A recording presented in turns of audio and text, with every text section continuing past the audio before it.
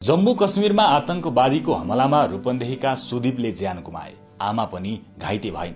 आफ्नै आँखा अगाडि एक्लो छोरालाई आतंकवादीले गोली हानी हत्या गरेपछि रीना नेउपाने भन्छिन्, अब म कसरी नेपाल फर्कु, मलाई पनि गोली हानी मारिदेऊ।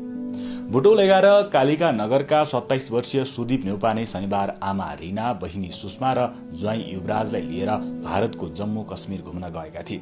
उनीहरू घुम्न गएको उक्त ठाउँ जम्मू कश्मीरको मिनी स्विजरल्याण्ड भनेर चिनिने पर्यटकीय स्थल हो। त्यस स्थानमा हिँडेर वा घोडाबाट मात्र जान मिल्छ। रमणीय ठाउँ भएकाले आमालाई त्यस ठाउँमा घुमाउने सुदीपको ठूलो चाहना थियो। मंगलबार दिउँसो उनीहरू त्यस ठाउँमा पुगेका थिए।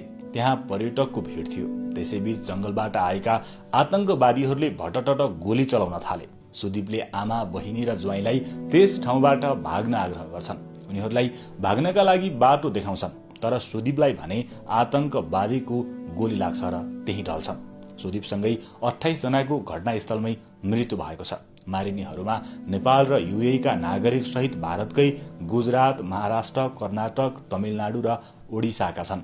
आफ्नै आँखा अगाडि एक्लो छोराको निधन भएपछि आमा रीनाले भने आफूलाई सम्हाल्न सकेकी छैन। अब म कसरी नेपाल फर्कु, मेरो सहारा, मेरो खुशी किन मलाई छोडेर गयो, मलाई पनि तिमीसँगै लग, म कसरी एक्लै घर फर्क्यौं, पापीहरू मलाई पनि गोली हानी मारिदेऊ, रीनाले भनिन्।